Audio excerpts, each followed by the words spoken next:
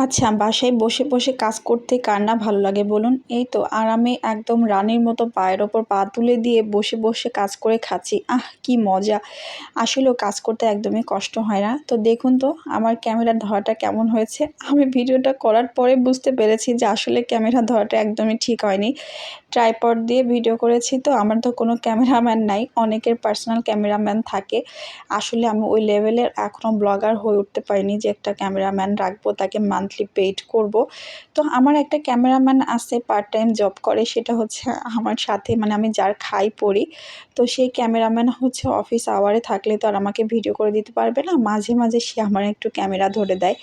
তো চিন্তা করতেছি যে হচ্ছে একটা ক্যামেরাম্যান দরকার, সার্কুলার দিব। তবে এখন না। আগে হচ্ছে নিজে বড় হই তারপরে। একটু দুষ্টুমি করে নিলাম।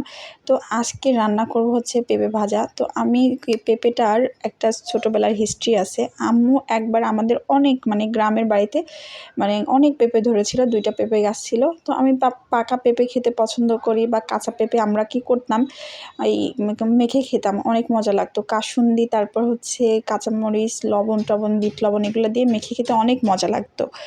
কিন্তু আম্মু একদিন হচ্ছে ওই পেঁপেটা অনেক মোটা, মোটা করে কেটে ভাজি করছে। করার পর আমি সারাদিন ভাত খাই নাই।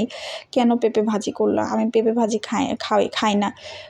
তো এখন মানে চিন্তা করতেছি, মানুষ বড় হলে মানুষের রুচিও বদলায়, মানুষের সবকিছু চেঞ্জ হয়। আগে আমি পটল খেতাম না, তারপরে হচ্ছে পুঁই শাক খেতাম না, তারপরে আরও অনেক রকম খাবার আছে যেমন বেগুন, এগুলো একদমই ভালো লাগতো না।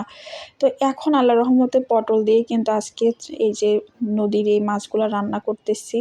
আমি সবসময়ের জন্য মানে নিজের কাছে নিজে প্রশ্ন করি, আসলে আমাদের বাচ্চারাও তো এখন অনেক কিছু খেতে চাচ্ছে না। ছোটোবেলায় আমি কত নাক সিটকাইছি, ছোটোবেলায় আম্মুর সাথে এত, এত রাগ দেখাইছি যে আমি এটা খাবো না, ওইটা খাবো না। আম্মু খুব জ্বালাতন সহ্য করছে। আমি খুবই ছোটো মেয়ে ছিলাম, তো এইজন্য আম্মুকে আরও প্রেশারও বেশি দিতাম যে না আমি এটা খাবো না। এটা আমার ছোটোবেলা থেকে আমার খাবারের প্রতি আমি এত বেশি মানে বিরক্ত ছিলাম।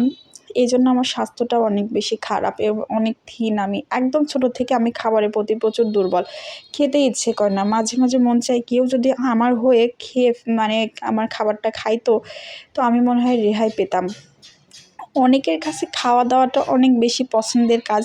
এই পৃথিবীতে মানুষ জন্মগ্রহণই করে খাবার জন্য, আবার হচ্ছে এই পৃথিবীতে মানুষ সংগ্রাম করে, ইনকাম করে, যুদ্ধ সবকিছুই কিন্তু এই খাবারের জন্যই। কিন্তু আমার কাছে সত্য কথা বলতে বেঁচে থাকার জন্য যতটুকু খেতে হয় ততটুকুই। আমার একদমই ভালো লাগে না। তো এই যে এখন রুচিটা একটু বদলিয়েছে, সেই পেঁপেটাই কিন্তু আজকে আমি ভাজি করতেছি। পেঁপে দিয়ে একটু ভাত খাবো আরকি। তো ছোটোবেলায় এই পেঁপের জন্য আম্মুকে কত রকম জ্বালাইছি। তারপরে মাছ খেতাম না। মাছ তো ২ চক্ষে দেখতে পারতাম না। এখন মোটামুটি একটু খাওয়া শিখছি। আসলে বড় হলে মনে হয় রুচিও বদলায়।